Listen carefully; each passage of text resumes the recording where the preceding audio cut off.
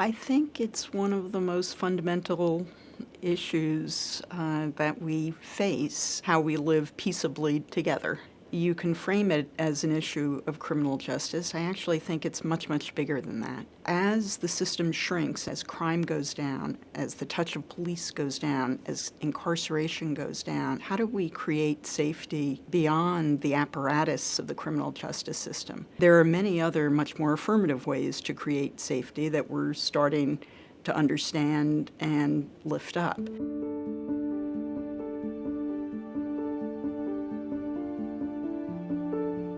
If you think about how our current criminal justice system came into place, it really dates back to the 1960s when a whole range of challenges started to become more and more visible, particularly in central cities. One of those challenges was an increase in violent crime, and it was a very real increase in violence that occurred from the 1960s to the 1990s and generated a slew of responses. We could have had massive investment to try to deal with the challenges that were generating this new form of violence. We went a different way. We took a model of what I call abandonment and punishment. Resources were extracted from central city communities, and we started on a process of relying on punishment to deal with violence.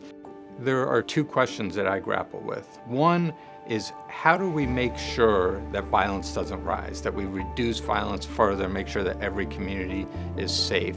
And secondly, how do we do so with a different approach? The answer is to shift from a model that focuses on punishment toward a model that focuses on investment.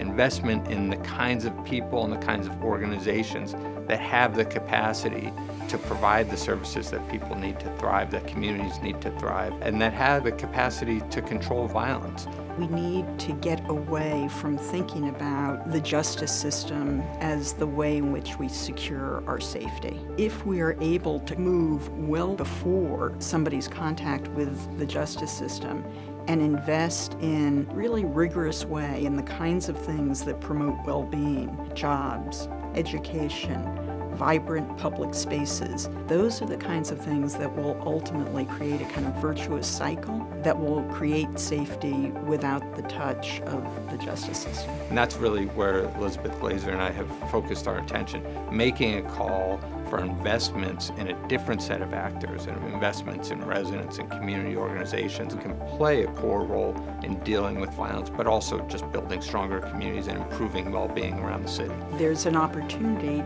to rethink and redo how it is we're safe and how we live together.